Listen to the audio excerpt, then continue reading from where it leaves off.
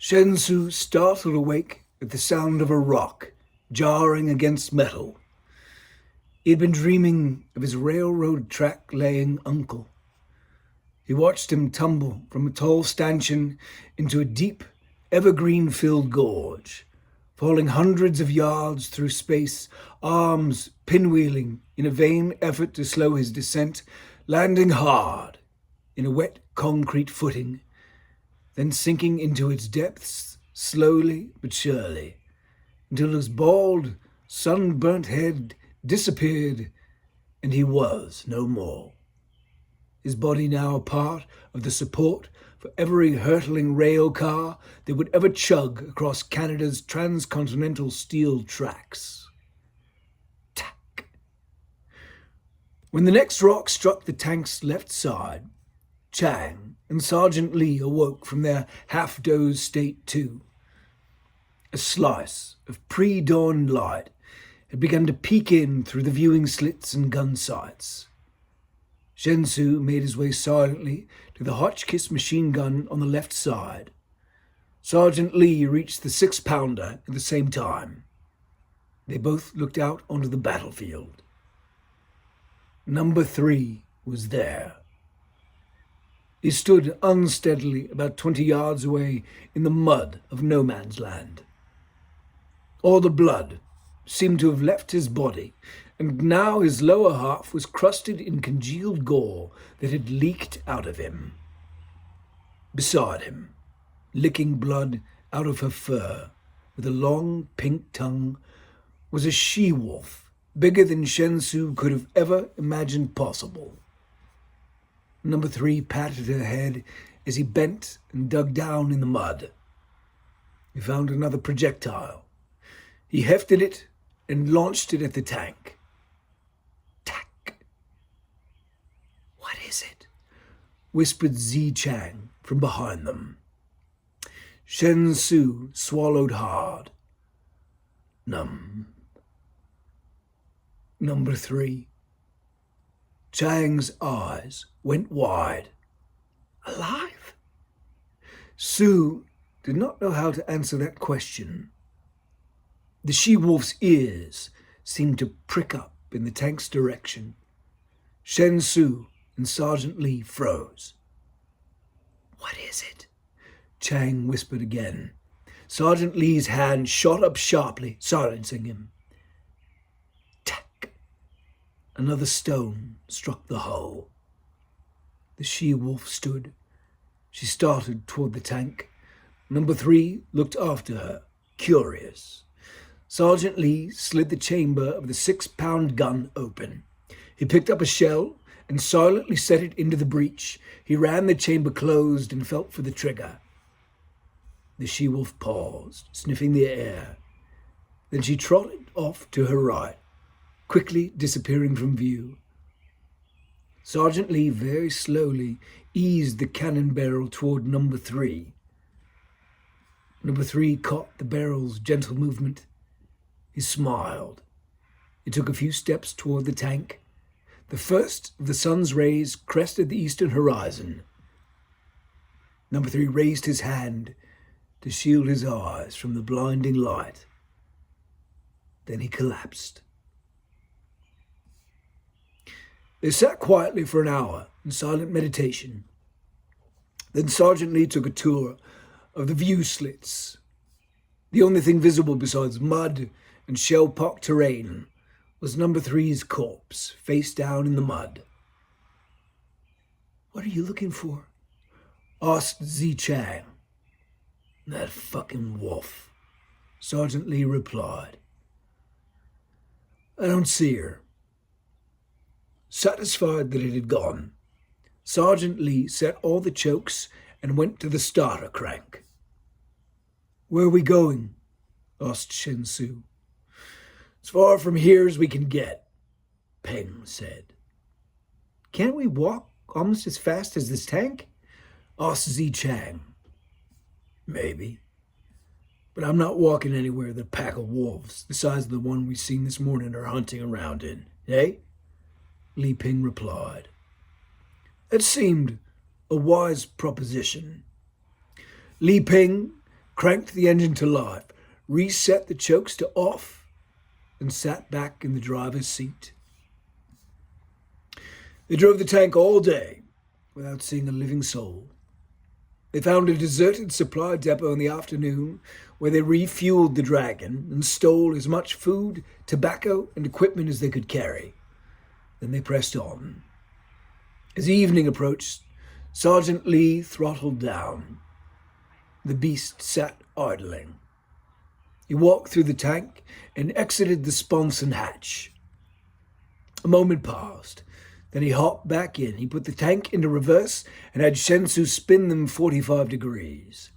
Then he backed the tank up and over a stream bed and deep into a line of trees. When they reared up against a steep berm, he shifted to neutral and cut the engine. The Daimler night knocked and pinged for a few moments as it began to cool. Sergeant Lee wiped the sweat off his face and sighed deeply before he spoke. Okay. Gather branches, leaves, whatever you can find. We're going to try to hide tonight, eh? Sue and Chang nodded. They exited the tank on wobbly legs, nearly fainting, the result of uninvited carbon monoxide poisoning. When their oxygen levels improved, they set to work, spending the final hours of sunlight, burying the tank in fallen limbs and fresh leaves. Once it was covered, they climbed back in and choked down hard-tack biscuits. As the sun set, Sergeant Lee checked the hatch openings were all securely latched, and they settled in for the night, huddled in their seats, praying they would remain undiscovered. The night passed quietly, all three lulled to sleep, exhaustion pulling them down deep. At around 4 a.m., a British artillery battery exploded in the distance, its dull rumble shocking them all to full wakefulness. They stared out the view slits as the southern sky burned and explosions echoed to them through the trees. The chaos faded away within 10 minutes, and silence returned. At daybreak, Sergeant Lee quietly exited the tank and surveyed the area. Sue and Chang joined him, woozy from lack of sleep. "Where do you want to go now, Sergeant Lee?" asked Chang. Sergeant Lee lit up a cigarette. I don't know. I don't fucking know. Sue and Chang looked at him, not understanding the English. "Sorry, boys," Peng said. "We'll have a look around and then decide whether to press on or stay here. Come." He led them back down the path the tank had torn as it backed into the woods, then across the small stream and up the opposite bank. They walked another 100 paces west, then Sergeant Lee took them in a sweeping 360-degree circle around the berm the tank was nestled into. When they crossed the stream again and approached the tank's tracks from the opposite side, they were content that no one, alive or dead, was in the vicinity. "Okay, boys, you came to France to labor. We're going to labor. There's shovels on the tank.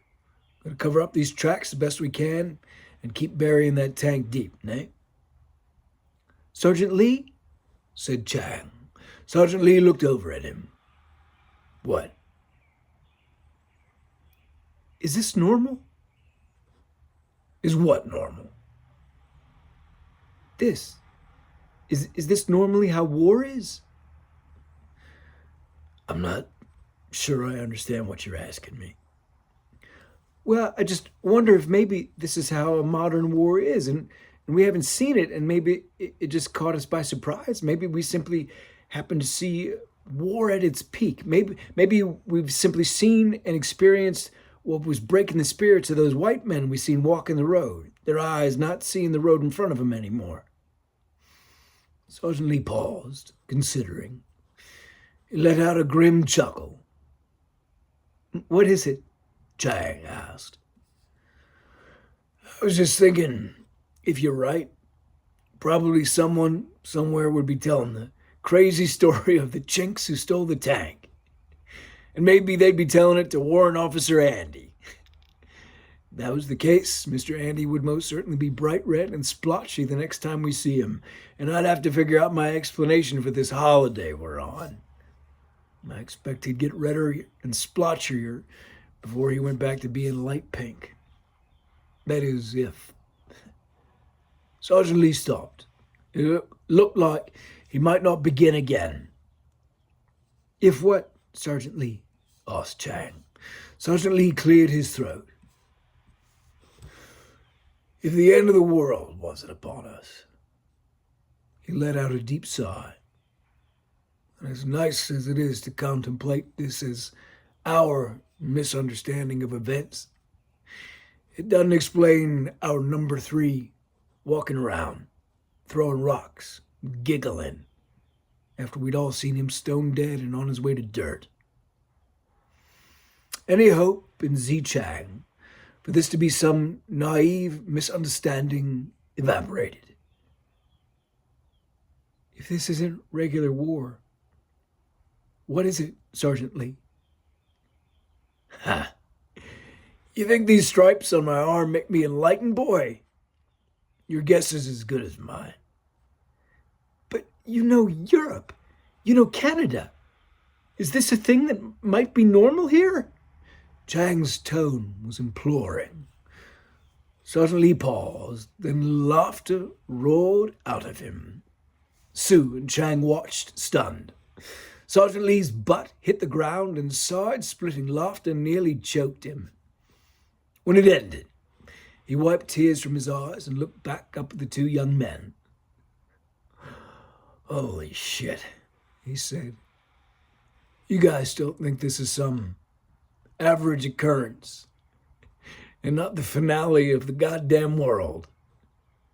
The pair just stared at him, uncomprehending, terror tickling their spines. Sergeant Lee realized that he was their only tether to sanity. He took a breath, rubbed his eyes, and went back to Mandarin. Boys, I don't know what's going on, but what seems sensible is to hide here and keep out of the way of it. You're Taoists, right? Sue nodded. Chang shrugged. He wasn't quite sure what he was. Then you believe we're living by our choices, making our world whatever it is from those choices, eh? Li Peng asked. Sue nodded. Well, this world we're in right now, it's the world made by what seems like everybody's choices. Maybe we've been making some bad choices. And maybe this is what comes of all that. He scratched his neck. You know anything about the Japanese? Asked Sergeant Lee. Sue and Chang shrugged. Despite never having met anyone who was Japanese, they knew they hated them. That was the extent of their knowledge. The Japanese live on a big island. On that island, they're the kings of the world. No one wants to come attack them, eh? Too dangerous. Kublai Khan sent 2 fleets of Mongols to sack those Japanese. Both got sunk to the bottom of the sea by the winds of the Japanese gods. Divine wind, they call it. Well, we got an island of our own. We got enough biscuits for days. We got fresh water from the stream. So maybe we're the Japanese hiding in this tank. And maybe those guns are our own divine wind, eh? Blow anyone who comes after us to little bits if they find us, said Li Peng. Chang nodded. Sue took a quiet breath. It's worth a try anyway, said Peng. Come on. They spent most of the morning filling in the tank tracks with mud and leaves. When they got back to the tank, they stopped for a late lunch, then spent the next hours covering the tank in more trees and brush. When they finished, the tank was buried deep against the berm behind it. A Close inspection revealed the barrels of the 6-pound cannons and the Hotchkiss MGs poking out the sides, but Sergeant Lee was content that nightfall would keep them thoroughly camouflaged. Well before sunset, they entombed themselves in the tank's dark belly, gnawing on biscuits, exhausted. "I'll take first watch," said Sergeant Lee. "Then Shensu, then Zichang. No talking, no noise till sunrise, eh?" Shensu and Chang curled up on the floor of the tank while Sergeant Lee moved to the front. He sat in the hatch above the driver's seat and watched the last rays of sun dapple the clouds. As night fell upon them, he ducked back in and locked it tight. Each man took his watch in turn while the other pair slumbered. The adrenaline rubbed them raw on their shifts, every sound of the night igniting bursts of fear. Dawn came, mercifully. Zichang let out a sigh. He collapsed into the driver's seat and slept another 4 hours.